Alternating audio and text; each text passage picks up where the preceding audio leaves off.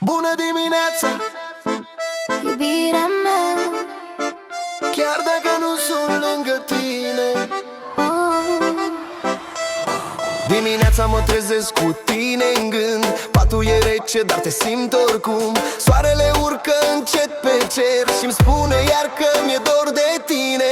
Când nu pot să te țin în brațe, îți trimit dorul printr-un mesaj. Un sărut cald peste distanță, să-ți amintească cine sunt eu. Știu că mă simți chiar și așa, chiar și când nu sunt lângă tine.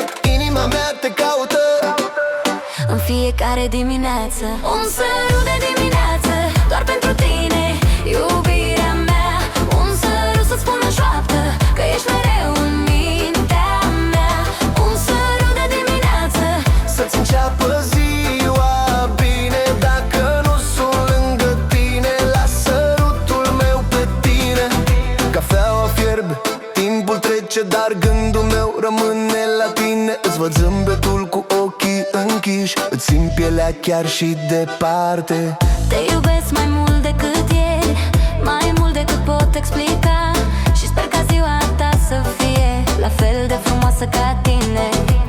Oriunde merg, orice aș face, ești prima mea notificare. Nu e nevoie să te văd, știu exact unde Un ești. sărut de dimineață, doar pentru tine, iubirea mea. Un sărut să spun în șoaptă că ești mereu în mintea mea.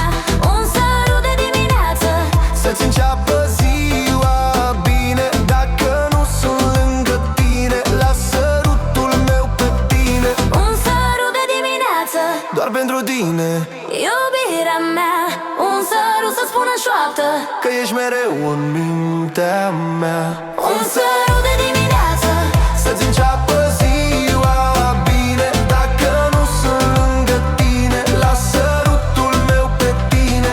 Și dacă lumea ne ține departe, dacă drumul nu e ușor, să știi că în fiecare zi te iubesc tot mai mult. Un sărut de dimineață și o promisiune în plus, Că te voi iubi mereu, chiar și când nu pot fi dus.